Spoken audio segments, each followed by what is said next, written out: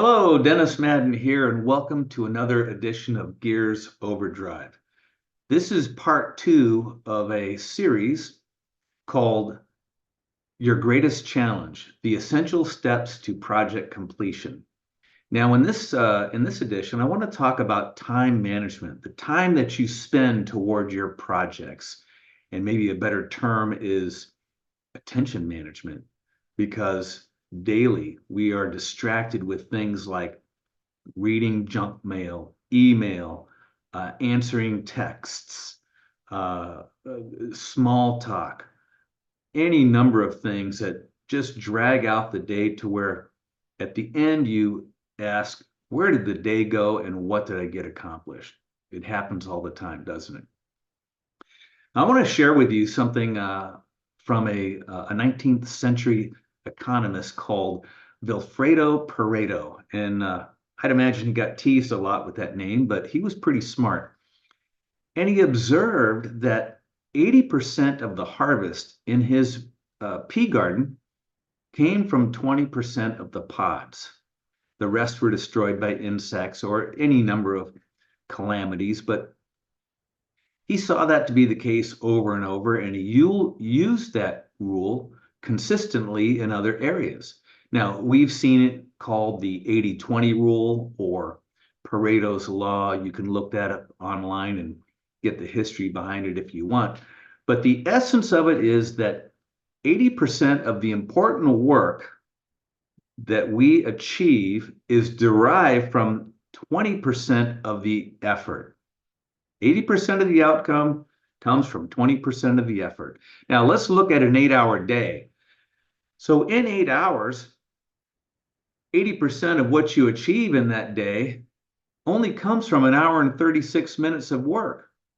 The rest is distractions from email and texts from friends and looking at junk mail and small talk. How did your weekend go and things of that nature. And before you know it, the day is over. You look back and you go, holy Toledo, what happened to the day and why didn't I get some work done? Well, that's one of the reasons. So if you can salvage more of your valuable time, you can get an incredible amount of work done. Now, one of the things that distracts us from getting this done is our phone. Now, I'm going to show you something here. I have an iPhone, and so they use something called screen time. There's also wellness in other phones, but you can get this pretty easily, and I'll show you mine. All right, this is for this week, 1 hour and 15 minutes. You'll see that one day that it was rather lengthy. That was yesterday when I was at a tire store getting bored, so I played some games and fiddled around with it and kind of wrecked my project time, which is to keep it under an hour. And so for that reason, if I'm going to look at answering texts or emails, I'll sit down and do it all at one time rather than be distracted throughout the day. And so there's one area that you can make a huge impact on your ability to capture that time and get your meaningful projects done. Set your phone down. As a matter of fact, think of it this way. How hard is it to outdo your competition if they're fooling around with their phone too?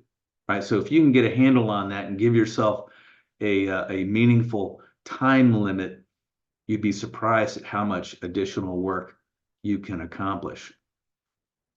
Lastly, when you are thinking about a project that you want to endeavor in, this is something that we get caught up in a lot of times. We'll make statements like, business is slow, I'd like to get more business, or we don't have enough cars in our shop, or our marketing is ineffective, or any number of things where we'll make a statement. And it's fascinating, when you make a statement, it doesn't put your mind at work. It's just something like saying that it's raining outside, or isn't it cloudy, or it's a sunny day. It doesn't do anything to put you into action. But if you can put it into the form of a question, it becomes very, very simple. For example, how many customers do we have each day or in a week? You can count that and track it. And we're going to get into this in the next edition, part 3. Or how many cars come through the door? What is the average RO, repair order? Any number of things. How effective is the marketing? Well, there's an expense to your marketing effort, and there's a way to track how many customers you've seen because of your marketing effort. So before we get into the third part of this series and really get into grinding the numbers and making sense out of how to achieve growth in your business in a multitude of areas, you're going to want to find the area that you're looking for improvement, put it into the form of a question so that you can begin to track the data.